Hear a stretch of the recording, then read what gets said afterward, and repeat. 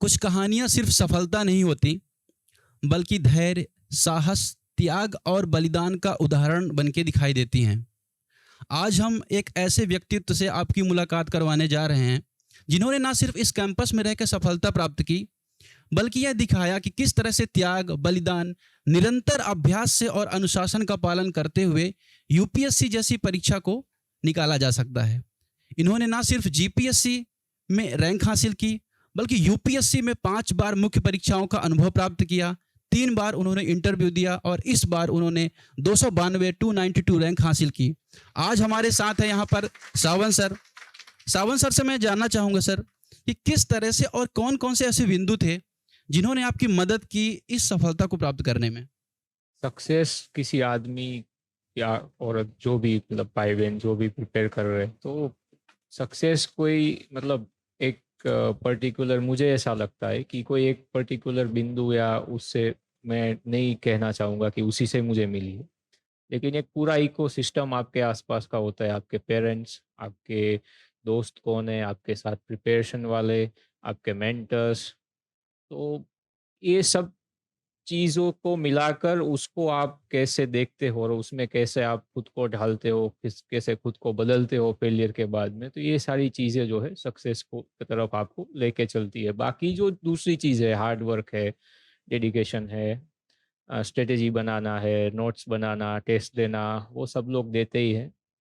लेकिन मुझे लगता है कि ये चीज़ें ही मायने रखती है और ये चीज़ें ऐसी है कि सक्सेस के बाद भी मायने रखती है और उसके पहले भी मायने रखती है। तो आपके आसपास कौन है और कौन-सा इकोसिस्टम है जिसमें आप अभी जी रहे हैं या फिर सिस्टम जिसको आप कह लें, किस सिस्टम में आप जी रहे हो, तो वो मैटर करता है।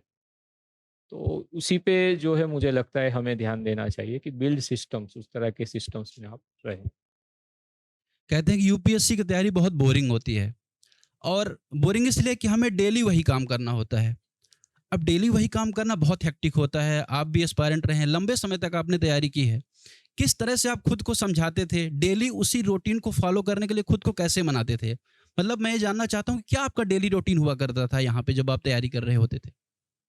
यहाँ पे अगर डेली रूटीन की अगर आप मतलब बात करें तो मैं मतलब यहाँ पे जो आरती मतलब होती थी तो उसके थोड़े टाइम पहले मतलब वो जग के वो जो दूसरे काम कंप्लीट करके आरती में मतलब जाता था। फिर ब्रेकफास्ट उसके बाद में थोड़ा जो वॉकिंग जो यहाँ पे बाहर एरिया है वहाँ पे मैं करता था। अभी तो आप लोगों के लिए जिम बन गया है लेकिन उस टाइम पे जिम नहीं था यहाँ पे। तो सुबह उठ के मुझे ये करना ज़रूरी लगता था। अभी भी मैं करता हूँ, मेरा सिलेक्शन हो गया उसके बाद में कि थोड़ी एक फ़िज़िकल एक्टिविटी हो, जिससे कि आपका मतलब मेरा दिमाग ऐसा है कि उसके बाद ठीक तरीके से सोच सकता है। तो वो मैं करता था। फिर ब्रेकफ़ास्ट उसके बाद में जो रीडिंग जो मैं है, वो मैं करता था 12 या 1 बजे के तक। उसमें बीच में अगर मुझे ब्रेक्स लेने हो तो मैं यहाँ पर ही मतलब ये जो पूरा इस तरह से कॉरिडोर है, लाइब्रेरी वाले फ्लोर पर ही तो वहाँ पर ही मैं मतलब ऐसे चक्कर वगैरह काट लेता था कई बार कि आप 1 घंटे से बैठे हो तो फिर आपको भी मतलब वो एफिशिएंसी कम हो जाती है तो और 1 आध घंटे में आपको थोड़ा घूम लेना चाहिए ताकि आपका फिर से सर्कुलेशन हो जाए। फिर 12 बजे लंच वगैरह के बाद में मैं मतलब थोड़ा बहुत आराम करता था और फिर से जो है शाम तक वो प्रिपरेशन और फिर अगर मुझे ज़रूर हुई तो फिर से एक चक्कर वगैरह लगाता था। फिर शाम का जो यहाँ पे डिनर हमारा होता था, उसके बाद में सभा मतलब होती थी स्वामी की। उसके बाद में फिर से रीडिंग और फिर जो है मतलब अराउंड मतलब 10 या 11 के आसपास में मैं उस टाइम पे सो जाता था। तो यही मेरा शेड्यूल रहता था। जब आप यहाँ तैयारी कर रहे थे और आज आपने विजिट किया, एकेडमी देखी और एकेडमी में एक सिस्टम बना, एक ऐसा इकोसिस्टम बना, जो कहीं न कहीं एस्पायरेंट को सफलता दिलाने में बड़ा एक रोल निभा सकता है। क्या डिफरेंशिएट आप करना चाहेंगे? कौन-कौन से ऐसे बिंदु हैं जो बदले हैं या इम्प्रूव हुए हैं? उनको मैं आपसे जानना चाहूँगा यहाँ पे। मुझे लगता है कि सबसे बड़ा जो यहाँ पे मतलब चेंज आया है, जो मैंने अभी मतलब अभी विज़िट मैंने की उसमें मैंने देखा, वो था वहाँ पे जो ग्राउंड फ्लोर पर जिम जो है वो शुरू हो गया है। तो फिज़िकल फ़िटनेस आपकी आपकी फ़िज़िकल एक्सरसाइज़ जो है वो बहुत ही ज़्यादा इम्पोर्टेंट है। हम जितना सोचते हैं उससे कहीं ज़्यादा इम्पोर्टेंट है। तो मुझे उम्मीद है सब लोग उसका जो है लाभ उठा रहे होंगे और वहाँ पे जा रहे होंगे। ख़ास करके अगर आपको जिम वग़ैरह मतलब उसमें ये भी लोगों का मिथ होता है कि जिम जाना है तो आपको प्रोटीन वाला डाइट चाहिए और फिर आपको मतलब अलग-अलग टाइप की चीज़ें खानी पड़ेगी और ये सब अगर आप नहीं करना चाहते हो कि टाइम नहीं है लोगों के पास, तो आप सिर्फ़ रनिंग करिए। रनिंग सबसे बेस्ट एक्सरसाइज़ है। और वो करनी ही चाहिए मतलब आज भी मतलब मैं सुबह उठ के जो है मैं मिनिमम 2-3 किलोमीटर या उससे ज़्यादा भी मतलब हर रोज़ जो है रनिंग करता हूँ और करना चाहिए। आपकी क्लैरिटी, आपका फ़ोकस, आपकी हेल्थ, आपकी मेंटल हेल्थ मतलब कई लोगों को डिप्रेशन आ जाता है, कई लोगों को मेंटल फटीग आ जाता है, टेस्ट में अच्छा स्कोर नहीं आ रहा है, किसी मतलब चीज़ में समझ में नहीं आ रहा, स्टक हो गए, तो उन सारी चीज़ों में जो है वो आपको हेल्प करता है। तो ये बहुत अच्छा चेंज जो है यहाँ पे आया है। दूसरा वो मोबाइल रखने की जो जगह मतलब वहाँ पे बनाई है, तो मैं जब था तो ये था कि हमारी जो डेस्क है उसके ऊपर जो हम सामान रखते हैं, तो वहीं पे मोबाइल रखना होता था और मैं वहाँ पे रख भी देता था। तो वो अच्छा मतलब चेंज आया कि नज़र भी रहे कि सब रख रहे हैं कि नहीं रख रहे। तो वो दोनों मुझे लगता है काफ़ी इम्पोर्टेंट है क्योंकि आपकी जो स्लीप है हमारी मतलब रात की नींद जो है वो बहुत क्रूशियल है क्योंकि दूसरी चीज़ें जैसे कि सिलेबस ख़त्म करना, नोट्स बनाना, टेस्ट देना, कंसिस्टेंटली पढ़ाई करना, वो सबको पता ही है और सब कर रहे हैं। लेकिन ऐसी चीज़ों पे हम ज़्यादा ध्यान नहीं देते जो कि वाक़ई में मायने रखती है। तो ये काफ़ी अच्छे बदलाव जो है एकेडमी ने किए हैं। आपने यहाँ पे ग्रीन बैच के बारे में और जो येलो बैच का सिस्टम था, उसके बारे में आप क्या कहना चाहेंगे? यहाँ पे ये अच्छा सिस्टम है मतलब वो भी मैं जो ऑफिस में था तो मुझे वो समझा रहे थे कि इस तरह का सिस्टम है और मुझे भी मतलब यहाँ पे जब मुझे एडमिशन दिया गया था तो मैं इससे पहले भी ऑलरेडी मतलब एडमिशन लेने के पहले भी 2 बार इंटरव्यू यूपीएससी में दे चुका था।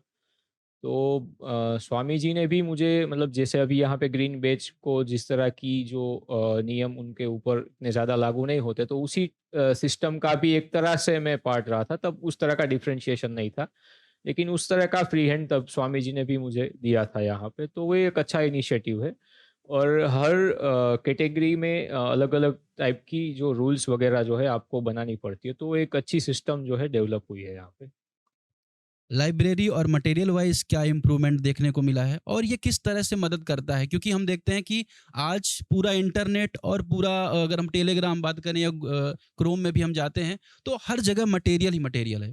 स्टूडेंट के पास इतना ज़्यादा कन्फ्यूजन हो चुका है, वो कैसे ख़त्म करें और ट्रस्ट कैसे करना है? हमारा जो कंटेंट हमारे पास है, उस पे कैसे ट्रस्ट बढ़ाना है? क्योंकि एस्पायरेंट के दिमाग में ये रहता है कि ये मैगज़ीन अच्छी है, 10 दिन उन्होंने उसे पढ़ा, फिर ये मैगज़ीन पढ़ा। तो ये ट्रस्ट कैसे डेवलप होता है और इसमें किन चीज़ों की भूमिका होती है? ट्रस्ट डेवलप होना बहुत मुश्किल है मतलब मैं जब स्टार्टिंग में प्रिपरेशन करता था तब मुझे भी ऐसा लगता था कि अलग-अलग चीज़ें मैं पढूँ और उससे मेरे मार्क्स इम्प्रूव हो जाएँगे और मैं ये भी पढ़ लूँ, वो भी पढ़ लूँ। इवन इस साल भी मतलब मुझे एथिक्स और पब्लिक एडमिनिस्ट्रेशन वगैरह जो सब्जेक्ट है उसका मैं फैकल्टी भी रहा हूँ मतलब जीपीएससी के जो क्लासेस होते हैं उसमें मैं क्लासेस वगैरह लेने जाता था। और उसके मैंने कई सारे वीडियोज़, कई सारी नोट्स वगैरह मैंने पढ़े हैं तो मतलब काफ़ी मतलब वो मैंने पढ़ा हुआ है। लेकिन इस बार मतलब मेरे मेंस में अच्छे ही मार्क्स है 800 मार्क्स है लेकिन एथिक्स में मेरा स्कोर 102 ही है मतलब इससे पहले मतलब अच्छा स्कोर था 112 एक बार मेरा आया था। तो ये दर्शाता है कि अगर आप अलग-अलग मटेरियल बहुत ज़्यादा भी पढ़ लेंगे तब भी ज़रूरी नहीं है कि आपके मार्क्स उसमें इम्प्रूव हो गए ही होंगे। तो इसलिए उस चीज़ के पीछे मत भागिए। एक पर्टिकुलर कोई एक स्टैंडर्ड मटेरियल ले लीजिए, जो कोई एक स्टैंडर्ड सोर्स से आया हो, यहाँ से आपने लिया है या फिर जो कोई छात्र ऐसा है कि कहीं बाहर से प्रिपेयर कर रहा है और ये देख रहा है। आपको जो भी मटेरियल स्टैंडर्ड लगता है, वो आप एक ले लीजिए और उसी को बार-बार पढ़िए। क्योंकि एग्ज़ाम का जो नेचर है, वो ऐसा है कि किसी भी मटेरियल से सारे क्वेश्चन्स कभी भी नहीं आएँगे। और अगर मान लीजिए कि आपने कोई ऐसा मटेरियल लिया है कि मतलब स्टैंडर्ड मटेरियल तो है लेकिन इस बार मान लीजिए उसमें से क्वेश्चन नहीं है जैसे कि मान लीजिए लक्ष्मीकांत है और इस साल प्रीलिम्स में मान लो यूपीएससी लक्ष्मीकांत से क्वेश्चंस कम पूछे तो उसका मतलब ये नहीं कि आप उसको फेंक दे उसी के साथ स्टिक रहे क्योंकि वही आपको रिजल्ट देके देगा।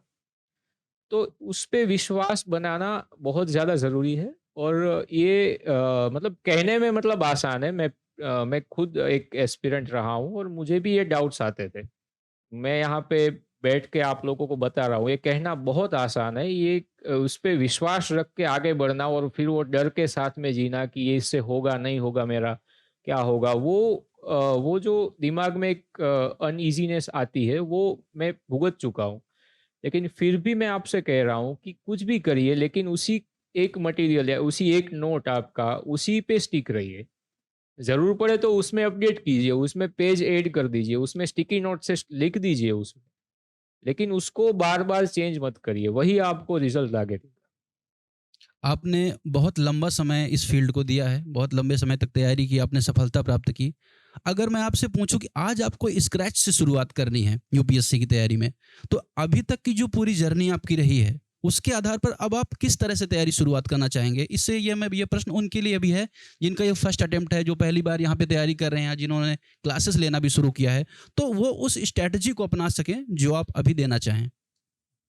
उसमें अगर मैक्रो लेवल पर देखें, मतलब टाइम वाइज़ देखें, स्लॉट वाइज़, तो मतलब मैं ये स्ट्रैटेजी अपनाऊँगा कि जो जून या जुलाई से लेकर फरवरी तक का जो टाइम है, उस टाइम में जो मेरा मेंस है, 28 फरवरी को मैं कट ऑफ डेट रखूँगा। उस टाइम तक मेरा जो मेंस है, मेंस का सिलेबस है, उसमें मेरा ऑप्शनल है, मेरा जीएस के 4 पेपर है, मेरा एसे है, उसका सिलेबस मैं पूरा पढ़ लूँ, उसके शॉर्ट नोट्स बना लूँ। उन जो सारे पेपर्स है, उसमें जीएस की कम से कम मतलब 25-30 टेस्ट उसकी दे दूँ, 5 टेस्ट एसएस की दे दूँ, ऑप्शनल के दोनों पेपर है, उसकी 5-5 टेस्ट दे दूँ। तो ये 28 फरवरी तक मैं ये मेक श्योर करूँगा कि इतनी चीज़ें मैं कर लूँ। उसके बाद जो है मैं प्रीलिम्स जो है उसके ऊपर मतलब फ़ोकस करूँगा। स्टार्टिंग से ही प्रीलिम्स और मेंस दोनों साथ में रखूँगा, लेकिन 28 फरवरी तक मेरा फ़ोकस मेंस पे ज़्यादा रहेगा, क्योंकि उसी के आधार पर आपका सिलेक्शन होना है। प्रीलिम्स के लिए मुझे लगता है कि अगर आप बेसिक बुक्स जो है उसको बार-बार पढ़ें, अपनी कंसेप्चुअल क्लैरिटी पे काम करें और टेस्ट सीरीज़ जो है उसको ऑनेस्टली दें। मतलब ऐसा नहीं कि मुझे मतलब वहाँ पे वो नोटिस बोर्ड पे मार्क लगने वाले हैं मेरे, उसमें मार्क्स मेरे बढ़े इसीलिए मैं टेस्ट दूँ। बल्कि उससे सीखने के भाव से आप दें, तो मुझे नहीं लगता कि 3 महीने में आप प्रीलिम्स जो है उसको क्रैक ना कर पाए, ऐसा मुझे नहीं लगता। अगर आप ईमानदारी से मेहनत करें और अच्छे डायरेक्शन में मेहनत करें, तो यही मेरी रणनीति रहती है। और साथ-साथ में मैं अपनी जो मुझे लगता है कि मेरी कम्युनिकेशन स्किल इतनी अच्छी नहीं थी। मुझे इंटरव्यू में कभी मतलब क्लास 1-2 में एक बार मार्क्स आए थे, बाकी मुझे इंटरव्यू में इतने अच्छे मार्क्स नहीं आए कभी भी। तो मैं जो है उस पे भी जो है काम करने की कोशिश करता। इस बार मेरे 174 है, लेकिन मुझे लगता है कि मैं और मतलब ज़्यादा उसमें मार्क्स ला सकता था। आपने यहाँ पे कहा कि फरवरी तक हमारा जो ऑप्शनल है और मेंस हमारा प्रिपेयर हो जाना चाहिए। लेकिन एक सेंटेंस है आई एम नॉट श्योर, ये मैं देखता हूँ सेकंड अटेम्प्ट वाले को भी फरवरी में लगता है, थर्ड अटेम्प्ट वाले को भी लगता है, फोर्थ, फिफ्थ, सिक्स अटेम्प्ट वाले को भी फरवरी में यही हाँ, फील हाँ, आता हाँ। है।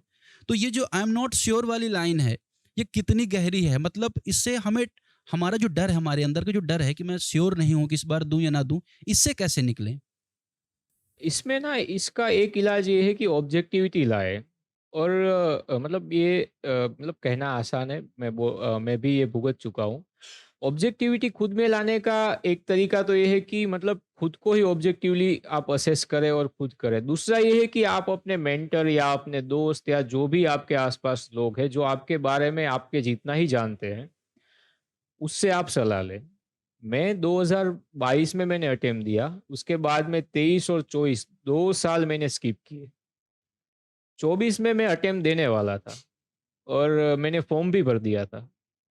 और जो आदमी मुझे मतलब मेरे सीनियर थे, विजय इटालिया नाम का नाम है, उन्होंने मुझे कहा कि तुम्हें इस साल नहीं देना है।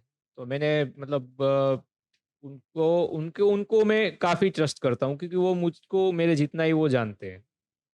और उन्होंने ऑब्जेक्टिवली असेस किया था कि तूने इतने पेपर नहीं लिखे हैं, तेरा एसे में इतना इम्प्रूवमेंट नहीं हुआ है, तेरा ऑप्शनल इतना इम्प्रूव नहीं है, तेरा शॉर्ट नोट्स कई सब्जेक्ट्स में बने लेकिन इतने कंसोलिडेट नहीं है कि आप 3 महीने में उसको रिवाइज़ कर पाओ। तो इस बार तुम अटेम्प्ट मत दो, तुम 25 में देना। और उस वक़्त मतलब मेरा जो रिज़ल्ट है, एससीएफ में मैं पास हुआ और एससीजीएसटी में भी हुआ, तो दोनों में से एक का भी रिज़ल्ट नहीं आया था। मतलब एक तरह से मेरे पास उस टाइम पे नौकरी नहीं थी। नहीं तो हमारे यहाँ मतलब ऐसा होता है कि फटाफट जो है हमें नौकरी ले लेनी है और जितना स्पीड में हो मैं पास हो जाऊँ, मतलब इसमें से निकल जाऊँ।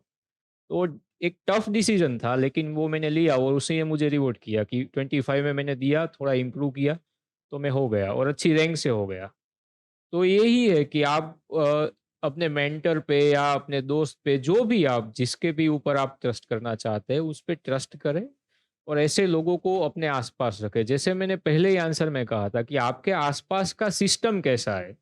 मतलब वो जो 24 वाला अटेम्प्ट है, तो उस टाइम पे मेरे पास कंटेंट, ये मतलब गाइडेंस और यूट्यूब के वीडियो सब कुछ था। लेकिन जिस चीज़ का डिफरेंस पड़ा वो यही था कि मेरे आसपास ऐसे लोग थे जो मुझे कह सके कि नहीं, तुझे इस बार नहीं देना है और तू नहीं देगा, और मैं उनकी बात पे विश्वास कर सकता था। तो ये बहुत बड़ा फ़र्क इससे आता है। तो खुद को ऑब्जेक्टिवली असेस करें। मतलब कोई डॉक्टर किसी पेशेंट को अगर डिस्चार्ज करना चाहता है, जो मेडिकल फील्ड से हो गए वो समझ जाएँगे इस बात को। तो वो ऐसे थोड़ी ना डिस्चार्ज करेगा कि नहीं, ये आदमी तो ठीक हो जाएगा अपने आप। वो ऐसे ही करेगा कि इसका टेम्परेचर कितना है, थर्मामीटर में मेज़र करेगा। उसकी हार्ट बीट कितनी चल रही है, ब्लड में ग्लूकोज़ या जो भी है उसका वो किस लेवल पे है अभी। उसके आधार पर उसके आंकड़े अपने रिपोर्ट में लिखेगा और उसके आधार पर ही कहेगा कि इसको घर ले जाना है या नहीं ले जाना है। मुझे लगता है इतनी ही ऑब्जेक्टिविटी आपको 28 फरवरी के दिन जो है खुद को साथ में, और इतनी ही ईमानदारी खुद के साथ में बरतनी चाहिए कि मैंने कितने टेस्ट लिखे हैं, मेरा कितना परसेंट सिलेबस कंप्लीट हुआ है और कितना मार्क्स का इम्प्रूवमेंट जो है मैं इसमें कर सकता हूँ। वो ऑब्जेक्टिवली नंबर्स में लिखें। मतलब ऐसा नहीं कि मैं कर लूँगा, ये छोड़ दीजिए। मतलब ये मोटिवेशन कभी आ जाता है हम में, तो हम ऐसे ही अटेम्प्ट दे जाते हैं और फिर हमारा अटेम्प्ट जो है पीछे जाके एग्ज़ॉस्ट हो जाते हैं। तो ऑब्जेक्टिव रहना सीखिए खुद के साथ में, और नहीं रह सकते तो कोई बात नहीं, हम इंसान हैं, हम कोई मतलब वो बोलते हैं ना, पूर्ण पुरुषोत्तम सिर्फ़ भगवान हो सकते हैं, हम कोई पूर्ण तो है नहीं मतलब। तो हर इंसान जो है वो मतलब उसमें कोई ना कोई उसकी वीकनेसेस वगैरह होती है। तो साथ में ऐसे लोग रखिए जो आपको ऑब्जेक्टिवली असेस कर पाए। तो ये ज़्यादा बेटर डिसीज़न आप रह पाएँगे इसके बारे में। बिल्कुल। मैं आपसे एक और प्रश्न जानना चाहूँगा। आज हर एक छात्र यूट्यूब चलाता है, सोशल मीडिया में वो देखता है कि आईआईटीज़ के कैंडिडेट्स का सिलेक्शन हो गया, या जो डीयू, जेएनयू जैसे जो यूनिवर्सिटीज़ हैं, वहाँ से ही मैक्सिमम जो एस्पायरेंट हैं, वो सेलेक्ट हो रहे हैं। आप एक साधारण शहर से आते हैं, साधारण पृष्ठभूमि से आते हैं, इसके बाद भी आप ये सब, आपके समय में भी ये सब हो रहा था, लेकिन उसके बावजूद आप डिस्ट्रैक्ट नहीं हुए अपनी तैयारी से। आपने अपने ऊपर जो सेल्फ कॉन्फिडेंस उसको लूज़ नहीं किया और अंततः आपको सफलता मिली। हर एक छात्र ये संघर्ष अपने अंदर लेके घूम रहा है। इस संघर्ष को कैसे एक छात्र खत्म करे अपने अंदर से? कॉन्फिडेंस ना मतलब ऐसे ही, मतलब जो आदमी टॉप 1% से आता है, मतलब जिसके माता-पिता पढ़े-लिखे हैं, वो अच्छी यूनिवर्सिटी से पढ़ा है, घर पर फाइनेंशियल बैकअप अच्छा खासा है, पैसे वाला है, जिसको नौकरी की ज़रूरत नहीं, उसके लिए कोई नियम ऐसे लागू नहीं होते। वो तो कभी भी मतलब 2 महीने पढ़ के भी वो पास हो सकते हैं। बाकी की जो 99% है, उसकी स्टोरी यही होती है कि नौकरी की ज़रूरत है, घर वालों को पता नहीं कि यूपीएससी क्या होता है। कोई इतनी अच्छी यूनिवर्सिटी से वो नहीं पढ़ा है, तो सोशल प्रेशर भी रहता है। इवन मतलब जो बहनें तैयारी करती है तो उनके ऊपर शादी का प्रेशर रहता है, उनको ये प्रेशराइज़ भी किया जाता है कि अब तुम्हें कहाँ कमाने जाना है, तुम तो अब शादी कर लो और सब सेट कर लो। तो ये होता है, लेकिन कॉन्फिडेंस जो है वो मुझे लगता है कि आप हार्ड वर्क और प्रैक्टिस से ही आता है। मतलब ऐसे आप बैठोगे और कुछ वीडियो देख के ऐसा करके कॉन्फिडेंस नहीं आएगा। आप हार्ड वर्क जो मतलब जिसको हिंदी में हम बोलते हैं मज़दूरी, मतलब आप नोट बनाने की मज़दूरी करो, अपने टेस्ट दो, फिर आपको नहीं मतलब मज़ा आ रहा है टेस्ट देने में, फिर भी आप टेस्ट दो, उसको लिखो, उसमें से आपको कोई मतलब चेक करेगा तो उसमें से कहीं गलतियाँ निकालेगा, उसको भी ऑनेस्टली एक्सेप्ट करो, फिर उस पे काम करो, तो उसी से ही कॉन्फिडेंस आएगा। बाकी कॉन्फिडेंस किसी और चीज़ से नहीं आता। बिल्कुल, मतलब प्रोसेस को फ़ॉलो करना और प्रोसेस पे बिलीव करना, बिलीव करना। दोनों ही बहुत ज़्यादा ज़रूरी होता है। अब हम जो छात्र हैं यहाँ उनसे प्रश्न लेना चाहेंगे। जो भी छात्र प्रश्न पूछना चाहते हैं सर से, किसी भी भाषा में, गुजराती, हिंदी, अंग्रेजी में आप पूछ सकते हैं। माइक है आपके पास? आप अपना नाम बता सकते हैं और अपना प्रश्न पूछ सकते हैं।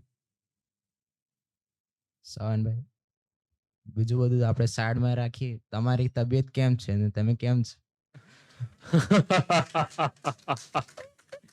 અત્યારે થોડું હેક્ટિક છે બધું શેડ્યુલ, બધા પાસ થયા હોય એટલે બધાને પેલો ઉત્સાહ હોય એટલે બધા લોકો બોલાવે છે દરેક દરેક જગ્યાએ સન્માન કરવા માટે. એટલે ફરું છું અત્યારે બધે. તબિયત બધું ભગવાનની દયાથી બધું સારું છે અને બધું સરસ. મજામાં છે. તમે બધાય મજામાં હશો એવું હા મને આશા છે. તમને જોઈને બધું હવે સારું જ દેખાય. તમે અહીંયા હતા એટલે પછી હવે રેન્ક આઈપીએસ થયા એટલે હવે તો અમને એવું લાગે છે અમે ગુજરાતી છીએ. અત્યારે ગુજરાતી એટલે ઉદ્યોગોનું હબ કહેવાય, પણ અત્યારે કેન્દ્ર સરકારમાં પણ ભાગીદારી બળવી રહી છે ગુજરાતીઓની. તો પછી તો અમે ગુજરાતીઓ ધીમે ધીમે આગળ વધી રહ્યા છે. તો પ્રશ્ન એ છે કે ગુજરાતીમાં લખવું, અમુક આપણે તો પ્રિલિમ છે તો ઇંગ્લિશ ને હિન્દીમાં છે, બીજું અમુક સોર્સ તો ગુજરાતીમાં નથી. તો ઇંગ્લિશ અને ઇંગ્લિશ ટર્મોલોજીમાં ઘણી બધી તકલીફો આવી રહી છે, તો સમજવી પણ મુશ્કેલ પડી છે. આગળ મેન્સમાં પણ કેવી રીતના પણ GS3માં પણ અત્યારે જોઈએ તો ગુજરાતીઓનું થોડું ઓછું છે, મતલબ ઓછા માર્ક્સ તે રહી ગયા છે. તો એમને એવું છે કે ટર્મિનોલોજી આધારે કંઈક માર્ક્સ ઓછા થાય એવું મેન્સ. નહીં, હું નથી માનતો કે ટર્મિનોલોજીના આધારે મેઇન્સમાં માર્ક્સ ઓછા થાય. અને પહેલાં તો ગુજરાતીઓના માર્ક્સ ઓછા છે એ મતલબ એટલું મતલબ આ સેન્ટેન્સ 100% કરેક્ટ નથી. મારી સાથે એક 195 આઈ થિંક એમનો રેન્ક છે, તુષાર મેંદપરા નામ છે, ત્યાં સરદારધામમાંથી જ પાસ થયા છે. એ ગુજરાતીમાં લખે છે, એમને 823 માર્ક્સ છે. મારે 800 માર્ક્સ છે, ગુજરાતીમાં જ હું લખું છું. મારો ઓપ્શનલ હું ઇંગ્લિશમાં લખું છું, પણ GS તો મારું ગુજરાતીમાં છે. GS અને એમાં ઠીકઠાક માર્ક્સ છે મારે. અને મારી સાથે પ્રદીપ પરમાર કરીને ભાઈ પાસ થયા છે, તો એમને બી માર્ક્સ છે. ઇવન તમને બિલીવ નહીં થાય, એમને GS3માં 108 માર્ક્સ છે, ગુજરાતીમાં લખે છે. અને આપણે જનરલી કહેતા હોઈએ છીએ કે GSમાં ઇકોનોમીમાં ને એમાં ગુજરાતીમાં આપણને એટલું કન્ટેન્ટ નથી મળતું અને બધું ન્યૂઝપેપરમાંથી વાંચવું પડે છે. પણ એ ભાઈ ગુજરાતીમાં જ લખે છે, એમનું સ્કૂલિંગ બી ગુજરાતીમાંથી છે અને આપણે એ જેમ જ તૈયારી કરે છે, પણ સારું લખતા હશે તો એમને 108 માર્ક્સ છે. તો એવું પહેલાં તો મનમાંથી કાઢી નાખો કે ગુજરાતી મીડિયમમાં આપણે આપીશું તો આપણને માર્ક્સ નહીં મળે એવું નહીં થાય. તકલીફ ક્યાં પડશે કે તમારે મહેનત જે છે બીજા લોકો કરતાં 20-25% વધારે કરવી પડશે. કારણ કે તમારે જો ગુજરાતીમાં માર્ક્સ લાવવા હોય તો તમારી પાસે એક તો એના નોટ્સ જે છે ગુજરાતીમાં બનાવેલા એ રેડી હોવા જોઈએ. અને ખાસ કરીને એવા સબ્જેક્ટ્સમાં કે જ્યાં એ લેન્ધી પણ છે. જેમ કે માની લો કે GS આપણે મેઇન્સના 4 પેપર છે GSના, તો એમાં GS1નું પેપર સૌથી લેન્ધી છે. તમે લેન્થ વાઇઝ ને કન્ટેન્ટ વાઇઝ જુઓ તો એમ. બીજા પેપર છે GS2, 3, 4, પણ 2, 3, 4માં કેવું છે કે એમાં તમારી પાસે કોન્સેપ્ટ ક્લિયર હોય ને તો તમને માર્ક્સ આપી દે. પોલિટી છે, IR છે, તમને થોડું ઘણું ખબર હોય કે ભાઈ ઈરાનનું યુદ્ધ શા માટે થાય છે, તમે કંઈક લખી શકો.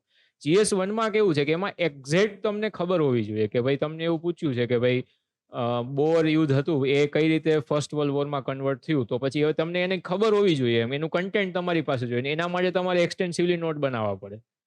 તો આવા બધા ટોપિક છે. GS1 છે, માની લો કે એમાં આર્ટ એન્ડ કલ્ચર છે, હિસ્ટ્રીના મતલબ એન્શન્ટ, મિડિવલ, મોડર્ન, પોસ્ટ ઇન્ડિપેન્ડન્સ અને વર્લ્ડ હિસ્ટ્રી. તો એ બધાના નોટ્સ જોશે તમારે. સોસાયટીના નોટ્સ બનાવવા પડશે, જીઓગ્રાફીના બનાવવા પડશે. તો આ બધાના નોટ્સ રેડી કરવા પડશે. આ એક ચેલેન્જ છે. અને એ મતલબ એમાં ટાઈમ બી જશે તમારો, પણ તમે વધારે મહેનત કરો અને એ જે છે તમને રિવોર્ડ પણ આપશે. મને આ વખતે એનો રિવોર્ડ ખાસો એવો મળ્યો કે મેં નોટ્સ મેકિંગ વ્યવસ્થિત કર્યું હતું ગુજરાતીમાં, અને જે ટોપિક વાઇઝ અને PYQ બેઝ જે છે એ મેં એના નોટ્સ બનાવ્યા હતા. મતલબ ગુજરાતીમાં તકલીફ કેવી પડતી હતી અત્યાર સુધી કે ગુજરાતીમાં લોકો મહેનત જે છે એવું કહેતા કે ઇંગ્લિશવાળાને વધારે એડવાન્ટેજ છે ને ગુજરાતીવાળાને માર્ક્સ નથી દેતા. પણ તમે એ જુઓ ને કે ઇંગ્લિશવાળો જે છોકરો જે માર્ક્સ લાવે છે, પ્રિપેરેશન કેટલી મેથોડિકલ વેમાં કરે છે, એના નોટ્સ કેટલી વ્યવસ્થિત રીતે બનાવે છે, એની PYQsનું એનાલિસિસ કેટલું સારું છે, એના શોર્ટ નોટ્સ કે એના ફેબ્રુઆરી મહિનામાં રેડી હોય છે, એ કેટલી ટેસ્ટ લખે છે. તમે એટલું ને એટલું તમે ગુજરાતીમાં કરો ને પછી માર્ક્સ ના આવે તો તમે કહી શકો આ તો શોર્ટ નોટ્સ કોઈ બનાવતું નથી, એટલી ટેસ્ટ સિરીઝ કોઈ લખતું નથી, એટલું મેથોડિકલ વેમાં પ્રિપેરેશન મતલબ લોકો ગુજરાતીમાં ઓછા કરે છે અને પછી માર્ક્સ નથી આવતા અને આપણે લેંગ્વેજને બ્લેમ કરી એ યોગ્ય નથી. ગુજરાતીમાં બી માર્ક્સ આવે છે. મારે 800 માર્ક્સ છે આ વખતે, તો આવે છે માર્ક્સ અને ઠીકઠાક મતલબ સ્કોર છે. મતલબ કે મારો 292 સુધી રેન્ક આવ્યો, તો એટલો રેન્ક મને માર્ક્સે અપાવ્યો છે. મારે ઇન્ટરવ્યુમાં એટલા બહુ હાઈ લેવલના માર્ક્સ નથી. જ્યાં સુધી વાત તમે ટર્મિનોલોજીની કરો છો, ટર્મિનોલોજીમાં એવું જરૂરી નથી કે તમે મતલબ ઇંગ્લિશ વર્ડનો ક્યાંય યુઝ જ ના કરો. જેમ કે માની લો કે એવી જગ્યાએ કોઈ જિયોગ્રાફી છે, માની લો કે તેમાં છે પ્લેટ ટેક્ટોનિક થિયરી, તો તમે લખી શકો ગુજરાતી લિપિમાં કે પ્લેટ ટેક્ટોનિક થિયરી આ સો એન્ડ સો વ્યક્તિએ આપી હતી અને વાત ખતમ કરો. અને મેં એ રીતે જ લખેલું છે. મતલબ અમુક જગ્યાએ યુઝ કરવાનો થયો હોય વર્ડનો, તો ઘણી જગ્યાએ મેં આવા વર્ડ વાપરેલા હતા. એટલે એમાં બહુ વધારે પડતો ટાઈમ જે છે વેસ્ટ ના કરતા કે ભાઈ કોઈ ટર્મિનોલોજી છે ઇંગ્લિશમાં માની લો કે એવું લખેલું છે. માની લો કે એવું લખ્યું છે કે મલ્ટી અલાઇન્ડ ફોરેન પોલિસી એવું મતલબ વર્ડ છે. તો એને તમે લખી નાખો ને કે ભારતની મલ્ટી અલાઇન્ડ વિદેશ નીતિ છે. એમાં આ સો એન્ડ સો છે. એમાં મલ્ટી અલાઇન્ડનું પછી તમે ગુજરાતી શોધવા માટે ખોટો ટાઈમ વેસ્ટ ના કરો. અને હા, આવા ઇંગ્લિશ વર્ડ છે તો એ મેક્સિમમ તમારું જે ટોટલ કન્ટેન્ટ છે એના 10% સુધી હશે તો ચાલશે. પછી એનાથી વધારે થઈ જાય તો પછી સામેવાળાને ખૂંચે. આમાં મેઇન વસ્તુ એ છે કે તમારી કોપી પેલા વ્યક્તિ પાસે ગઈ તો એ 5 મિનિટમાં કોપી તપાસવાનો છે તમારી. તો 5 મિનિટમાં કોઈ વ્યક્તિ તમારું પેપર વાંચે અને એમાં તમે આ ઇંગ્લિશ વર્ડ યુઝ કર્યા હોય, એ સામેવાળાને ખૂંચતા હોય ને એને એવું લાગે કે આમ નથી મજા આવતી, તો તમને છે એનો ડિસએડવાન્ટેજ થાય. બાકી એનો કોઈ જ ડિસએડવાન્ટેજ નથી. અને આ વસ્તુ તમારે કોઈ પણ બાબતમાં અપ્લાય કરવી હોય તો તમે કરી શકો. 5 મિનિટની ટેસ્ટ હું તમને કહું છું કે તમને એવું લાગતું હોય કે હું પોઈન્ટ વાઇઝ લખું કે પેરેગ્રાફમાં લખું કે મારા પોઈન્ટ જે છે વધારે મોટા થઈ જાય છે કે હું કઈ રીતે લખું છું, મારું કન્ક્લુઝન સાચું છે કે નહીં, મારા અક્ષર સરખા છે કે નહીં. ઘણાને એવું હોય કે મારું ઇંગ્લિશ સારું છે કે નહીં, આ ઇંગ્લિશ ચાલશે કે નહીં. તો આ બધામાં છે ને તમારે આ ટેસ્ટ કરવાની કે તમારો કોઈ બીજો ફ્રેન્ડ હોય અથવા તો એવો વ્યક્તિ હોય જે તમને એટલો બધો નથી ઓળખતો, એને કહેવાનું કે ભાઈ આ 5 મિનિટ તો આ કોપી વાંચી છે અને પછી તને કે મતલબ તને કેવી લાગી આ કોપી. પછી એ તમને કહે કે ભાઈ તારું ઇંગ્લિશ હું વાંચતો તો પણ એમાં મને એવું લાગ્યું કે હા મતલબ કે આ સ્પેલિંગની બહુ બધી ભૂલો હતી, તો તમારે એમાં સુધારો કરવો જોઈએ. ઘણીવાર આપણે કેવું હોય, આપણે ઓવર એનાલિસિસ કરતા હોય. કારણ કે આપણી પોતાની કોપી એક લખ્યું પેપર, તો આપણે સવારમાં મેં લખ્યું છે તો સાંજ સુધી હું એક જ પેપર આખો દિવસ જો કરીશ. પણ જે પેપર ચેકર છે એટલી વાર જોવાનો જ નથી. એ 5 મિનિટ જ જોવાનો છે. તો તમે 5 મિનિટ જ દેખાડો કોઈને. અને એમાં જો એ વસ્તુ કોઈના પકડમાં આવતી હોય તો એ સુધારો, નહીતર જરૂર નથી. सावन भाई, ये ऐसे के लिए मुझे जानना था कि ऐसे में हम जनरली देखते हैं कि मार्क्स बहुत ज़्यादा फ्लक्चुएट होते हैं. मतलब जो एक अटेम्प्ट दे रहे हैं उनका दूसरे अटेम्प्ट में कम हो जाएगा या तीसरे अटेम्प्ट में फिर बढ़ जाएगा, या ऐसा दो दो या तीन बच्चों के मार्क्स के बीच में भी बहुत ज़्यादा गैप ऐसे में क्रिएट होता है. तो ऐसे के लिए मतलब कैसे, आपने जो ऑब्जेक्टिविटी की बात की, तो क्या क्या पैरामीटर्स हमारे लिए होने चाहिए ऐसे की ऑब्जेक्टिविटी की, हाँ ये मैंने टिक कर लिए तो मेरे ऐसे में मतलब 110 115 के आसपास आए, इस तरह का कुछ. आप किस लैंग्वेज में लिखते हैं ऐसे, गुजराती या इंग्लिश में?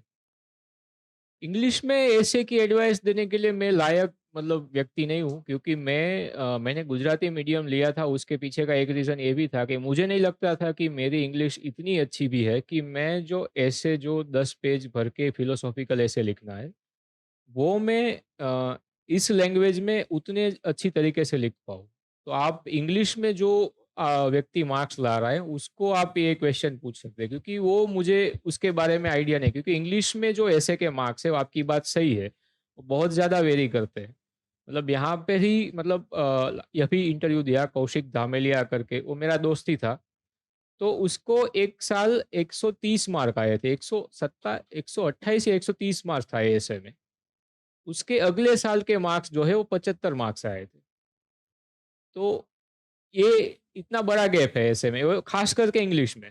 मैंने गुजराती में मतलब बहुत ही rarest of the rare case में जो है बहुत कम मार्क्स देखे. बाकी जो ठीक-ठाक प्रिपरेशन करते हैं उसके ट्रिपल डिजिट में तो गुजराती में मार्क्स आते ही हैं. बहुत ही रेयर केस में गुजराती में डबल डिजिट में ऐसे में स्कोर जाता है. और गुजराती लैंग्वेज का जो आप बोल रहे थे कि हमें ज़्यादा मेहनत करनी पड़ी, जो मैंने आपको कहा, उसका आपको एडवांटेज ये है गुजराती लैंग्वेज में कि आपको जो है ऐसे में इतने कम मार्क्स जो है वो नहीं देगा. अनटिल अनलेस आपने बहुत कुछ बड़ा ब्लंडर कर दिया हो या फिर आपकी मतलब उतनी ज़्यादा पकड़ नहीं है फिलोसॉफिकल टॉपिक्स में. मैंने किसी के मार्क्स इतने कम नहीं देखे, ट्रिपल डिजिट से नीचे तो नहीं देखे. मेरे साथ में 3 लोग अब मतलब 2 लोग अभी हुए हैं और तीसरा 3 लोग हुए हैं, तो तीनों के मार्क्स मतलब ट्रिपल डिजिट में है. और जो नहीं भी हुए हैं उनके मार्क्स भी 108 110 उसके आसपास है. तो ऐसे में आपको गुजराती लैंग्वेज में अगर आप लिख रहे हैं तो ऐसे में आपको ये एडवांटेज रहेगा. और ये बहुत बड़ा एडवांटेज है, क्योंकि आप ही सोचो ना कि 130 टू 75 मतलब 25 प्लस 30 मतलब 55 मार्क्स का गैप है. तो वो गैप वो इंग्लिश वाला जीएस में कितनी इंप्रूवमेंट करे तब जाके वो बड़ी मुश्किल से वो भरेगा. तो ये एक एडवांटेज है. लेकिन गुजराती में दूसरा मतलब उसके सामने डिसएडवांटेज ये है कि गुजराती में आप प्रिपेयर कर रहे हो तो फिर आपका जो ऑप्शनल होगा वो आप फॉरेस्ट की भी अगर साथ में देना चाहते हो मतलब, तो वो आप कॉमन ऑप्शनल सिलेक्ट करने में फिर आपको दिक्कत आएगी, क्योंकि आपको इंग्लिश में फॉरेस्ट देना है उसके जियोलॉजी या फिर ऐसा कोई मतलब आप टेक्निकल ऑप्शनल रखोगे और फिर मतलब उसको चलो आप उसको आप इंग्लिश में भी लिख रहे हो लेकिन आप जीएस तो गुजराती में ही प्रिपेयर करोगे। तो वहाँ पे थोड़ी बहुत दिक्कत आ सकती है। बाकी सिविल सर्विस में जो है गुजराती में सिलेक्शन लेना, वो इंग्लिश की कंपैरिज़न में रिस्की कम है। मतलब मेहनत है, आप मेहनत करनी पड़ेगी आपको, लेकिन वो फ्लक्चुएशन जो आप मतलब हमने बात कही ना कि एक बार 130 आया, दूसरी बार उसको 75 दिया। तो ये फ्लक्चुएशन गुजराती में नहीं है। तो ये आपको वो रिवॉर्ड करेगी गुजराती। मतलब लैंग्वेज, जैसे एक लैंग्वेज एक फैक्टर है, उसके अलावा ऐसी क्या क्या चीज़ें इंश्योर की थी आपने कि मतलब ऐसे में कि जैसे एनेक्डोट्स कैसे लिखने हैं या कोट्स कितने होने चाहिए नहीं होने चाहिए, मतलब इस तरह की चीज़ें जानना चाहता हूँ कि उसको आपने कैसे यूज़ किया था कि ठीक है वो लैंग्वेज का एक फैक्टर हटाने के बाद जो चीज़ें बचती है ऐसे के लिए, उसके लिए आप अगर थोड़ा बताएं। मैंने जो किया था मतलब वो आप सब लोगों पे पहले तो एप्लीकेबल मतलब उस तरह से नहीं होगा। मैंने 22 में अटेम्प्ट दिया, 23-24 2 साल मैंने अटेम्प्ट नहीं दिए। तो मुझे ना दूसरी चीज़ें पढ़ना बहुत अच्छा मतलब लगता है। जैसे कि मान लीजिए मैं यहाँ पर था तो मैंने महाभारत के ऊपर मतलब गुणवंत शाह ने भाष्य लिखा है। मतलब मानव सभ्यतानु महाकाव्य ऐसा कुछ मतलब उसमें लिखा है। तो मतलब एक उस बुक का नाम है, तो वो मैंने मँगवाई थी और फिर मैं वो पढ़ता था। तो उसमें उसने जो उसके जो मेन कैरेक्टर्स हैं, उसकी जो साइकोलॉजी है उसके ऊपर पूरा एनालिसिस दिया था। इसके अलावा उसकी उनकी गुणवंत शाह है, चंद्रकांत बख्शी है, इवन नगीन दास संघवी है, तो ऐसे कई सारे जो अच्छे ऑथर हैं गुजराती में, तो उनकी बुक्स वगैरह मैं पढ़ता था। और मतलब ऐसा नहीं कि मुझे इसमें यूज़ मतलब मुझे फ़ायदा होगा इस उद्देश्य से नहीं, लेकिन मुझे वो पढ़ना अच्छा लगता था, अभी भी मैं पढ़ता हूँ। तो उससे मुझे जो है एक तरीके की लैंग्वेज, उस तरीके का फ्लो जो है वो मुझे लेने में इस साल मतलब मदद मिली। हालाँकि मेरे मार्क्स नहीं बढ़े, मतलब इससे इस बार मेरे 122 मार्क्स हैं। इसके पहले के जो लास्ट 2 अटेम्प्ट्स हैं उसमें 127 और 129 या उस तरह के मेरे मार्क्स थे। लेकिन इस साल क्या हुआ है कि गुजराती में ओवरऑल ऐसे में मार्क्स कम दिए। तो इस साल नहीं तो मुझे ऐसा था कि मेरा 130 प्लस इस बार आ जाएगा, क्योंकि 2 साल से कंसिस्टेंटली 170, 127 और 129 के आसपास आ रहे थे। तो दूसरा रीडिंग मेरा बहुत ज़्यादा मैं करता था क्योंकि मुझे पढ़ने का ऐसे ही शौक था। मतलब यहाँ पर भी मैं था तो मतलब लाइब्रेरी में अभी हम ये वीडियो वगैरह बना रहे थे। तो मैंने कहा कि लाइब्रेरी का वीडियो मैं खड़ा रहूँ ऐसा बनाऊँ, क्योंकि उसका मुझे बहुत मतलब लगाव था लाइब्रेरी से और मुझे वहाँ की किताबें वगैरह पढ़ना बहुत अच्छा लगता था। क्योंकि वहाँ पे चुनी हुई बहुत मतलब बेस्ट से बेस्ट किताबें जो है लाइब्रेरी में स्वामी ने चुनकर रखी हुई है, तो वो मैं पढ़ता था। जैसे कि मान लो स्टीव जॉब्स है, उसकी मतलब पूरी बायोग्राफी है वो वहाँ पे लाइब्रेरी में है। तो कैसे उसकी लाइफ ट्रांसफ़ॉर्म हुई, कैसे वो चेंज हुआ। तो ऐसे और एथिक्स वगैरह में ऐसी चीज़ें आप लिखो, मतलब ज़रूरी नहीं कि आप उसको एग्ज़ैक्टली लिखो, लेकिन उस तरह का थिंकिंग आपका डेवलप होगा मल्टी डायमेंशनल, तो आपको ऐसे को फ्रेम करने में काफ़ी मदद मिलती है इससे।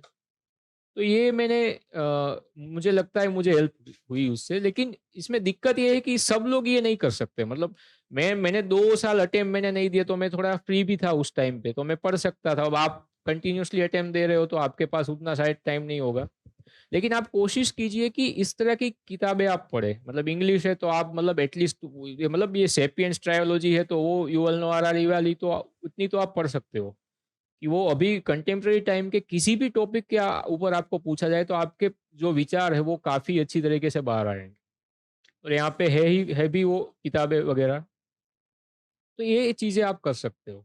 बाकी इंग्लिश लैंग्वेज के लिए मुझे नहीं लगता कि मैं लायक व्यक्ति हूँ, इसके बारे में आपको कोई भी सजेशन देने के लिए कि आप ऐसे किसी व्यक्ति को पकड़िए कि जिसने इंग्लिश लैंग्वेज में लिख के उसमें मार्क्स लाए हो। तो आपका जो जो भी प्रॉब्लम है आपका वो सॉल्यूशन मिल जाएगा। સાવનભાઈ આપણે ગુજરાતીમાં જે જીએસના આન્સર આપણે લખીએ છીએ એમાં વ્યાકરણને રિલેટેડ કંઈ આપણે મહત્વ નથી આપતા, જેમ કે અલ્પવિરામ હોય, પૂર્ણ વિરામ હોય, તો એનું મહત્વ જીએસમાં છે કે નહીં એ તમારા પ્રમાણે શું કહેવું છે? જીએસના પેપરમાં હું નથી માનતો કે એનું એટલું બધું મહત્વ છે. એટલે એ કારણ કે કેવું થશે કે એનું મહત્વ ખરું મતલબ એઝ સચ, બટ જે વ્યક્તિ જીએસની કોપી ચેક કરતો હશે એ એટલી બારીકાઈથી અલ્પવિરામને પૂર્ણવિરામને એ ચેક નહીં કરે. એનું મહત્વ ક્યારે છે કે તમે જીપીએસસી અથવા તો એસટીઆઈ કે એવી કોઈ એક્ઝામ આપતા હોય ને એમાં ગુજરાતીનું પેપર હોય તમારું સ્પેસિફિકલી, એમાં મહત્વ છે, કારણ કે એ પેપર સ્પેસિફિકલી ગુજરાતી લેંગ્વેજનો એ પ્રકારનો એક્સપર્ટ હશે, એ જ ચેક કરતો હોય. તો એ સ્પીડમાં ચેક કરતો હશે ને તો બી એને આ બધી ભૂલો જે છે ફટાફટ પકડાઈ જશે. આ જે પેપર છે એ જનરલી પ્રોફેસર ચેક કરતા હોય છે, એવી મતલબ વાત બહાર આવે છે. આપણને ખબર નથી ત્યાં કોણ ચેક કરવા બેસે, પણ લોકો કહે છે કે કોઈ પ્રોફેસરોને બોલાવે છે.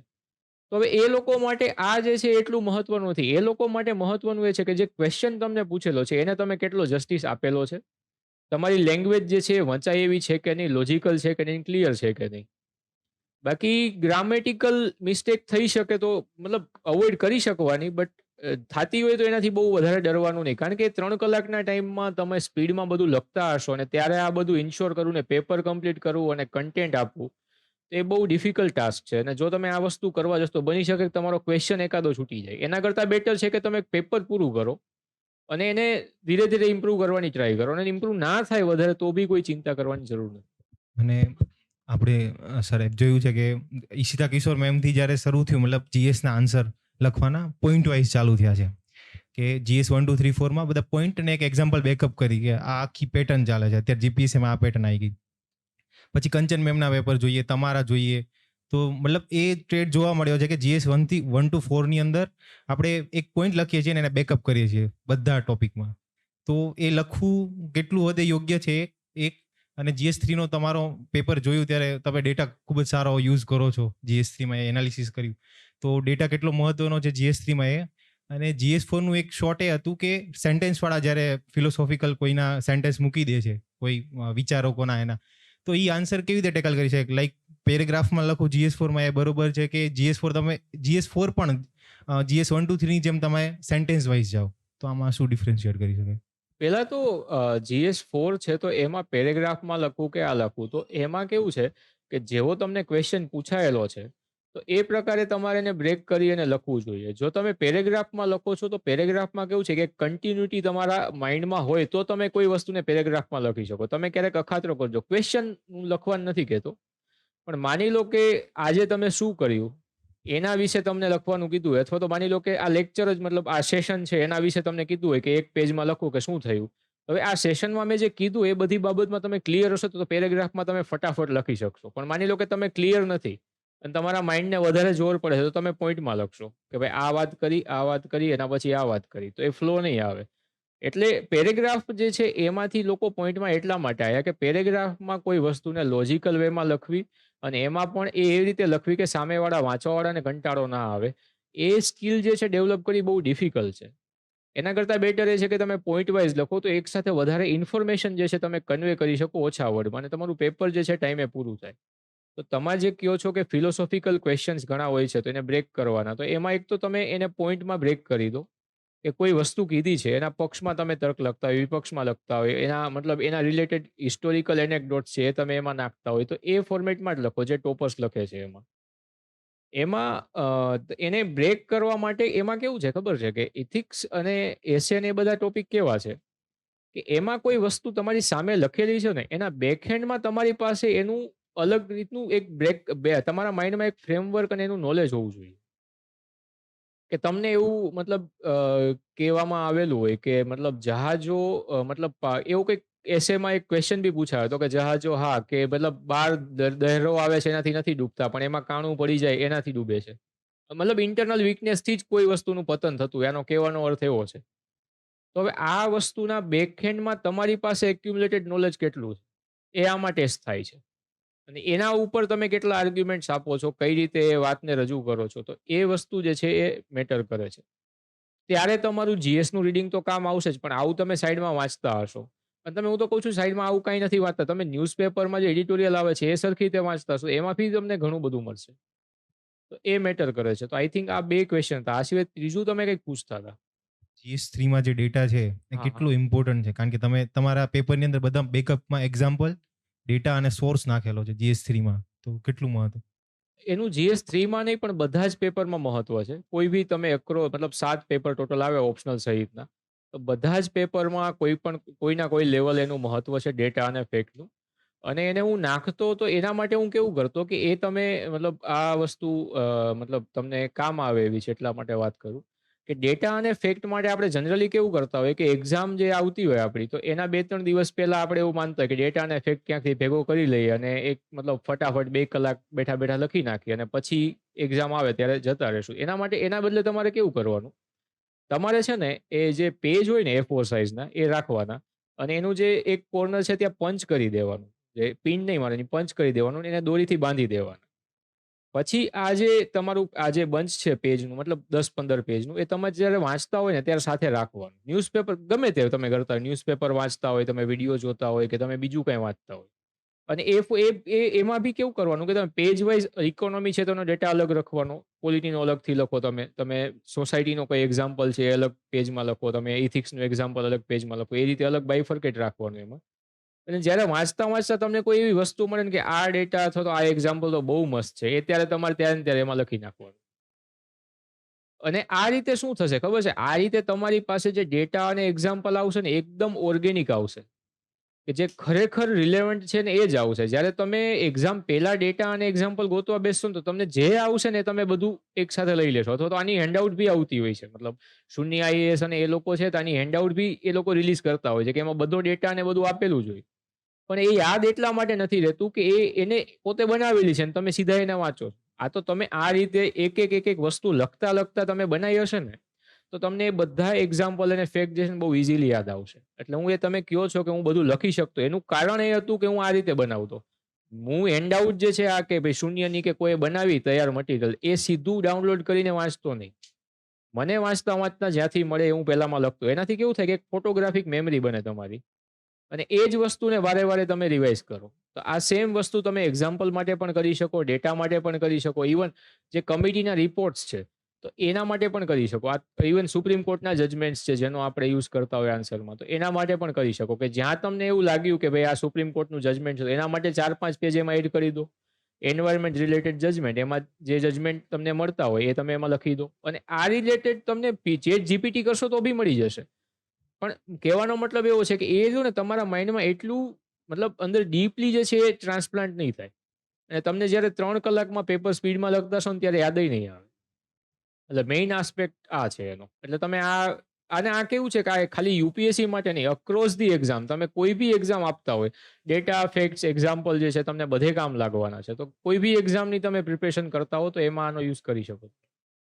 कहीं ना कहीं डाटा फैक्ट की जो बात हो रही है भाई, तो मुझे ऐसा लगता है कि ये एक डेली प्रोसेस है. जब हम करंट अफेयर डेली प्रिपेयर करते हैं तो 4-6 डाटा हमसे टकराते हैं, उनमें 1-2 हमारे काम का होता है और उन्हें हम ऐड करके अपनी नोट्स में अपने नोट्स की वैल्यू को ऐड कर सकते हैं.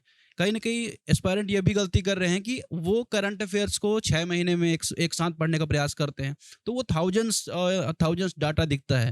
तो ये भी क्या इशू बनता है? इस वजह से उन्हें बहुत सारा डाटा दिखता है और बहुत सारे के चक्कर में कुछ भी नहीं आ पाता उनकी नोट्स में. हाँ, ये इशू बनता है और खास करके मतलब मैंने जो आपको अभी बताया वो मेंस में ज्यादा एप्लीकेबल है. प्रीलिम्स में तो चलिए ये इशू इस वजह से इम्पोर्टेंट नहीं है क्योंकि वहां पर आपसे सिस्टमेटिकली आंसर की डिमांड नहीं की जा रही है. उसमें सिर्फ आपके कान में कुछ पड़ा है और आपको वहां पर याद आ गया तो आप उसको टिक करके आ सकते हैं. लेकिन मेंस में क्या एग्जाम का ये साइकिल समझिए. प्रीलिम्स में आपके पास सिर्फ कोई नॉलेज होना चाहिए या फिर आपको आइडिया होना चाहिए ऐसा कुछ है और आप उसको टिक करके आ गए. जब आप मेंस में आओगे तो वो भी वही नॉलेज जो है वो पॉलिश्ड होना चाहिए, प्रेजेंटेबल फॉर्म में होना चाहिए, तभी आपको जो है मार्क्स मिलेंगे. और जब इंटरव्यू में आओगे तब तो ये एकदम क्लियर एंड कट होना चाहिए कि वो आपको पूछे और फटाक से उसका आंसर दे पाए. तो एग्जाम में जो आपका नॉलेज है उसकी पॉलिशनेस जो है वो स्टेप बाय स्टेप आपको बढ़ानी पड़ेगी. तो जो आपने जो बात कही वो जो है मेंस में बहुत ज़्यादा दिक्कत होती है इससे. प्रीलिम्स में इसलिए नहीं होती कि कोई डेटा अगर आपको उस तरह से याद नहीं आ रहा है, लेकिन मोटा आइडिया है आपको कि मान लो कि आपको पता है कि इंडिया का इन्फेंट मोर्टालिटी रेशियो जो है वो 30 या उससे कम है, वो 50 या 60 तो नहीं है. तो आप उस एमसीक्यू को सोल्व कर सकते हो, लेकिन मेंस में आप ये नहीं कर सकते. तो ये इस तरह से है इसमें. तो और करंट अफेयर की जो आपने बात कही कि करंट अफेयर एक्यूमुलेट हो जाता है, तो एक्यूमुलेट हो जाता है तो ठीक है, लेकिन उसका उतना एडवांटेज या डिसएडवांटेज नहीं है. लेकिन सबसे बढ़िया इसमें चीज़ ये है कि आपको न्यूज़पेपर डेली पढ़ना है. बाकी आप मैगजीन मंथली आप पढ़ते हो या 365 पढ़ते हो, वो अगर आप न्यूज़पेपर आपने डेली पढ़ा है तो फिर वो करंट अफेयर एक्यूमुलेट हो ना हो वो सेकेंडरी बन जाता है, क्योंकि आपके पास एक माइंड में उसका फ्रेमवर्क एक बना हुआ है. तब एक्यूमुलेट होगा, तब भी आपको उतनी दिक्कत नहीं आएगी। तो ये आपको फॉलो करना चाहिए। आप न्यूज़पेपर रेगुलरली पढ़े, हो सके तो मंथली मैगजीन, जो कोई भी मैगजीन हो, वो आप मतलब मंथली मैगजीन फॉलो करें या 365 पढ़े, वो आपकी चॉइस है, लेकिन न्यूज़पेपर कंटिन्यूअसली पढ़ो। क्योंकि न्यूज़पेपर से क्या होगा कि जो उन्होंने बात कही कि ऐसे इंग्लिश में लिखना है, तो उसमें क्या करें? तो अगर मान लो कि मेरा बैकग्राउंड गुजराती वाला है और मुझे इंग्लिश में ऐसे लिखना है, तो पहले तो मेरे पास उसका वोकेबुलरी होना चाहिए। मेरा मतलब उस चीज़ पे उतना कमांड होना चाहिए आर्ग्यूमेंट्स पे, तो वो न्यूज़पेपर से ही आएगा। इवन आपका सीसेट है, उसमें कॉम्प्रिहेंशन के क्वेश्चंस आते हैं। तो वो आप लिमिटेड टाइम में कैसे पढ़ोगे? तो वो कॉम्प्रिहेंशन स्किल जो आपकी है, वो न्यूज़पेपर से ही इम्प्रूव होगी, क्योंकि आपका जो दूसरा कंटेंट है, जैसे कि आपका लक्ष्मीकांत है, आप स्पेक्ट्रम पढ़ते हो, एनवायरनमेंट में कुछ किताब पढ़ते हो, तो वो फिक्स है, 8-10 किताबें, वही आप बार-बार पढ़ोगे। तो उसमें आपको दिमाग को कुछ नया पढ़ने को नहीं मिलेगा और उससे उसकी कॉम्प्रिहेंशन एबिलिटी नहीं बढ़ेगी। लेकिन न्यूज़पेपर आप पढ़ोगे तो रोज़ कुछ नया आएगा, तो आपके दिमाग पे ज़ोर पड़ेगा कि इसका कुछ जो है अर्थघटन उसको करना पड़ेगा, तो उसकी वजह से उसकी एबिलिटी बढ़ेगी। तो आपको सीसेट में भी हेल्प होगा और आपको ऐसे वगैरह में भी हेल्प होगी इससे। बिल्कुल। और डेली न्यूज़पेपर से तैयारी बोरिंग भी नहीं होती। डेली आप स्टैटिक पढ़ रहे हैं तो एक मोनोटोनस हो जाता है। गर्ल्स से अगर आप में से कोई प्रश्न पूछना चाहते हैं, कुछ भी डाउट हो तो आप लोग पूछ सकते हैं। सर आपका PSIR ऑप्शनल है ना? हाँ। सर PSIR का जो पेपर 2 है वो बहुत डायनेमिक है और उसका स्कोप बहुत वास्ट है। तो सर उसके शॉर्ट नोट्स कैसे प्रिपेयर किया आपने? मतलब पेपर टाइम में बहुत कम टाइम मिलता है 1 वीक का। उसके शॉर्ट नोट्स मैंने तो पीवाईक्यू बेस्ड ही बनाए थे सब कुछ। मतलब पीवाईक्यू में जो थीम रिपीट हो रही है, उसी के बेस पे मैंने शॉर्ट नोट्स बनाए थे। लेकिन अनफॉर्चुनेटली इस साल क्या हुआ कि उसका जो पेपर है, वो ही कुछ अलग टाइप का आ गया। आप मतलब 2025 का पीएसआईआर का पेपर देखें और 2017 से लेके 24 तक जो पेपर आया वो देखें। उसमें कंपैरिजन आप करेंगे तो आपको लगेगा कि 25 का पेपर कुछ अलग ही निकाला था उन्होंने। तो मैंने नोट्स बनाए थे, लेकिन उसका मतलब उतना ही मतलब उसमें मतलब मुझे उस तरह का बेनिफिट नहीं मिला जितना मैं सोच रहा था। 137 मेरा स्कोर है दूसरे पेपर में इस साल। लेकिन इस साल वो पेपर ऐसा निकला था। तो मतलब डिसेंट स्कोर है उसमें भी। और जो आप बात कर रहे हो कि डायनामिक है, लेकिन डायनामिक मतलब ये कैसा है, मैं आपको समझाऊँ। अगर मान लो आप पानी को ऐसे मतलब इसके ऊपर करंट अफेयर को आप जैसे विजुअलाइज करते हो कि पानी मतलब ऐसे में फेंक दो और बहने शुरू हो जाएगा, तो आपका नॉर्मल आईआर का करंट अफेयर वो उस तरह का है कि आज ईरान ने सऊदी अरब पे 3 मिसाइलें गिराई, फिर कल आएगा कि इज़राइल ने 5 जहाज़ इस तरफ भेजे और फिर वहाँ पे बमबारी की, और इस तरह का चलता रहता है। पीएसआईआर का करंट अफेयर कैसा है पता है? कोई आप यहाँ पे हनी लो और उसको ऐसे मतलब यहाँ पे गिरा दो, कितनी धीरे-धीरे बहता है। तो पीएसआईआर का जो करंट अफेयर है, आप जो डायनामिज़्म आप बोलते हो, वो उतना कम है जो करंट की घटना है, क्योंकि जो वर्ल्ड सिस्टम जो है उसके जो फंडामेंटल्स है, वो उतने ज़्यादा जल्दी चेंज नहीं होते। हमारी मान लो कि फॉरेन पॉलिसी है तो स्ट्रेटेजिक ऑटोनॉमी वाली है, तो वो पहले नॉन अलाइनमेंट बोलते थे, अब स्ट्रेटेजिक ऑटोनॉमी बोल रहे हैं। हमारी मिडल ईस्ट के क्राइसिस पे जो पहले पोजीशन थी, वो पहले भी यही थी और अब भी यही कि हम किसी का पक्ष नहीं लेते और उसी के आधार पर हम आगे बढ़ते हैं। हाँ, उसमें इनिशिएटिव्स वगैरह नए-नए आते हैं कि कोई प्राइम मिनिस्टर की विजिट हो गया या कुछ हो गया। लेकिन एट द फंडामेंटल लेवल उसमें कोई इतना बड़ा चेंज नहीं आता। इवन आप देखो इज़राइल के साथ हमारी जो नीति है, तो टू स्टेट सॉल्यूशन को हम पहले भी कहते थे कि टू स्टेट सॉल्यूशन होना चाहिए, अभी भी कह रहे हैं कि टू स्टेट सॉल्यूशन ही चाहिए हम। भले प्राइम मिनिस्टर वहाँ पे विजिट करे, नई-नई कई बिलियन डॉलर्स की डील करे, वो आपका जीएस वाला करंट अफेयर है। भले आपको पीएसआईआर में लिखना है, लेकिन वो उतना डायनामिक नहीं जितना हम सोचते हैं। जो ये जीएस वाला करंट अफेयर है, वो ज़्यादा डायनामिक है। तो उसके आप नोट्स अगर आप बना रहे हो और आपको ऐसा लग रहा है कि ये डायनामिक है इसलिए मैं ना बनाऊँ, तो ऐसा मत करिएगा, उसके नोट्स बना लो आप।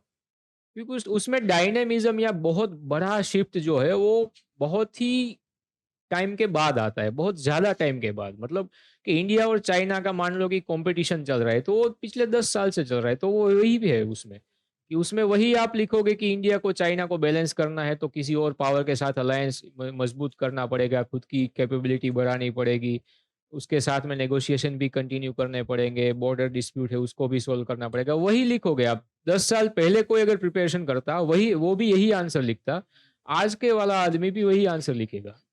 उसमें चेंज इतना ज़्यादा नहीं आता, कुछ ही चेंज आते हैं। मतलब जैसे कि यूएस का ये चेंज आया, मतलब यूएस और यूरोप का जो रिलेशन था, तो पहले यूएस एक तरह से यूरोप में नेट सिक्योरिटी प्रोवाइडर था, लेकिन अब वो उतनी रिस्पॉन्सिबिलिटी नहीं रहा। तो ये एक बहुत बड़ा चेंज है।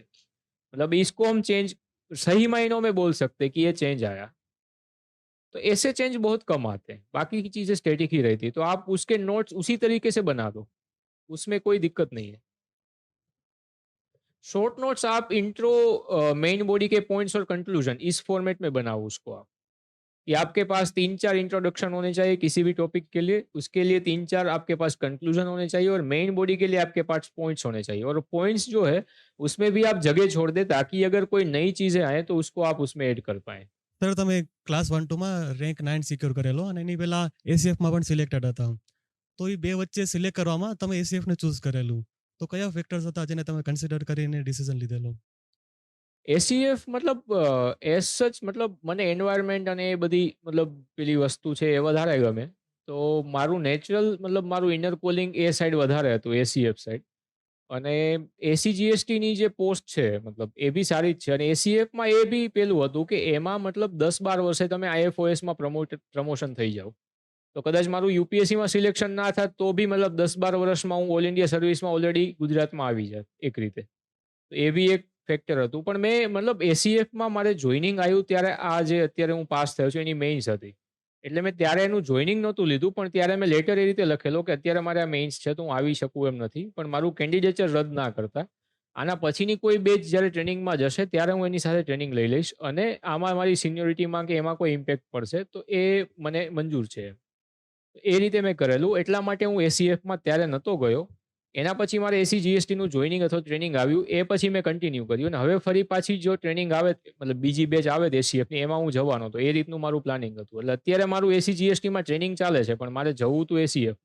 ગુજરાતી આન્સર રાઇટિંગ કરીએ છીએ એમાં શું નાની નાની ભૂલ આપણે ના કરવી જોઈએ અને શું સુધારો કરવો જોઈએ? ગુજરાતી આન્સર રાઇટિંગમાં એ તો તમે આન્સર રાઇટિંગ કરી અને તમારા જે પેપર છે એનું ઇવેલ્યુએશન થાય, અને જે ઇવેલ્યુએટર છે એ જ કહી શકે કે કઈ વસ્તુ ના કરવી જોઈએ. પણ મેઇન વસ્તુ એ છે કે કન્સિસ્ટન્ટલી તમે એ વસ્તુ કર્યા રાખો. કારણ કે અને એનું ઇવેલ્યુએશન જે છે એ કોઈ એવા વ્યક્તિ પાસે મતલબ બને ત્યાં સુધી કરાવો કે જેને મતલબ યુપીએસસીમાં અથવા તો જીપીએસસીમાં એટલીસ્ટ એને મેઇન્સ લખેલી છે. તો એ તમને વધારે વ્યવસ્થિત ઇવેલ્યુએટ કરીને આપશે. તો એ વસ્તુ જે છે તમારે સ્ટાર્ટ રાખવી જોઈએ, અને એ તમારું પેપર કોઈ વ્યક્તિ જોવે તો એ જ એમાંથી કાઢી શકે કે તમે કઈ કઈ ભૂલ કરો છો અને કઈ નથી કરતા. એટલે એ બહુ સબ્જેક્ટિવ વસ્તુ છે આખી. Hello sir. સર, જ્યારે પ્રિલિમ્સ નજીક આવે ત્યારે ટેસ્ટ સિરીઝ વધારવી જોઈએ કે પછી આપણે મેન રીડિંગ ઉપર જ ફોકસ કરવો જોઈએ? પ્રિલિમ્સ તમારી નજીક હોય તો છેલ્લા જો મતલબ અઠવાડિયું 10 દિવસની વાર હોય તો ત્યાં સુધી તમે ટેસ્ટ સિરીઝ ને એ બધું આપી શકો, પણ લાસ્ટ જે અઠવાડિયું કે એ ટાઈમ છે તો ત્યારે પછી તમારે તમારા રીડિંગ પર ફોકસ કરવો જોઈએ. અને હા, એ વસ્તુ બી તમારે મતલબ જાણવા માટે મહત્વની છે. આપણે જીમની અને એની વાત કરતા હતા, ફિઝિકલ ફિટનેસની. હું સરદારધામથી પણ એસોસિએટેડ મતલબ ત્યાં બી મેં પ્રિપરેશન કરેલી છે, અને અહીંયા પણ રહેલો છું તમારા બધાની સાથે. પ્રિલિમ્સમાં લોકો મતલબ આપતા હોય એમાં ખરેખર 20% લોકો મતલબ હું મારી સાથે પ્રિપેર કરતો એમાં ઘણા લોકોને મેં ફેલ થતા જોયા છે. એમાંથી 20% જે ફેલ થાય છે એમાંથી 20% લોકો ખાલી શેના લીધે ફેલ થાય છે ખબર? એ લોકોને પ્રિલિમ્સની આગલી રાતે એન્ઝાયટી જેટલી હોય છે કે એમને ઊંઘ જ નથી આવતી. અને તમને બધાને જેને પ્રિલિમ્સ આપી હશે એને ખબર જ હશે કે ઊંઘ જ ના આવે આગલા દિવસે રાતે. હવે તમે 3-4 કલાક સૂઈને ગયા હોય એટલે તમને ઓલરેડી તમે થાકેલા હોય, ત્યાં તમારે અમુક ક્વેશ્ચન 3 કે 4 ક્વેશ્ચન્સ એવા થઈ જાય કે જેના આધારે તમારું સિલેક્શન તમે થોડાક અંતરથી મિસ કરી જાઓ. એટલે પ્રિલિમ્સમાં છેલ્લા 10 દિવસની અંદર ટેસ્ટ સિરીઝ ના આપવી એના હું એટલા માટે કહું છું કે એમાં માની લો કે કોઈ ટેસ્ટ સિરીઝ એવી આવી ગઈ કે જેમાં બહુ ડિફિકલ્ટ ક્વેશ્ચન છે, એ તમે લઈને બેઠા અને એમાં તમારો સ્કોર લો આવ્યો તો તમારું કોન્ફિડન્સ જે છે ડાઉન થઈ જશે. એટલે લાસ્ટ અઠવાડિયામાં કે લાસ્ટ 10 દિવસમાં એ ટેસ્ટ સિરીઝ ના આપવી. આ સેમ વસ્તુ મેઇન્સ માટે પણ અપ્લાય થાય છે, અને સેમ વસ્તુ જ્યારે અમે ઇન્ટરવ્યૂ આપવા જઈએ તો મોક ઇન્ટરવ્યૂ આપતા હોઈએ તો એના માટે પણ આ જ વસ્તુ અપ્લાય છે. છેલ્લા અઠવાડિયા 10 દિવસમાં મોક ઇન્ટરવ્યૂ ના આપવા. એટલે એ વસ્તુ ધ્યાનમાં રાખવી, અને આ વસ્તુ ઉપર કામ કરજો તમે લોકો. લાસ્ટ દિવસે અત્યારે હું ને હિમાંશુ સર ને બધા અત્યારે વિડીયોને રેકોર્ડ કરતા ને ત્યારે મેં એમને વાત કરી હતી કે જે વ્યક્તિ ડેઈલી મતલબ 10-12 કલાક વાંચે છે પ્રિલિમ્સ માટે, અને એક્ઝામના આગલા દિવસે રાત્રે ખાલી 4 કલાક સૂવે છે. અને બીજો વ્યક્તિ એવો છે કે ડેઈલી 6-7 કલાક જ વાંચે છે, પણ એક્ઝામના આગલા દિવસે રાત્રે 8 કલાક સૂવે છે. તો એ 8 કલાકવાળો વ્યક્તિ છે ને એ પાસ થવાની એના ચાન્સ વધારે છે. અને પાસ થશે ને એટલે પેલા વ્યક્તિ એવું પણ કહેશે કે આ લોકો તો કેટલું આપણે વાંચતા ને આપણે ના થયા, ને પેલો વ્યક્તિ જે છે એને તો મતલબ બહાર રખડતો ને એ બધું કરતો તો બી પાસ થઈ ગયો. બટ લાસ્ટ મિનિટમાં એ પ્રેશર કન્ડિશનમાં તમારા નર્વ્સને કેટલા કંટ્રોલ કરી શકો છો એની પણ આ ટેસ્ટ છે. એટલે તમે આ વખતે પ્રિલિમ્સ આપવાના હોય તો આ વખતે ખાલી આ એક એક્સપેરિમેન્ટ કરજો કે લાસ્ટ દિવસે મતલબ પ્રિલિમ્સની આગલી રાતે મારે 8 કલાક શું છે, બસ આ ટાર્ગેટ રાખજો ખાલી.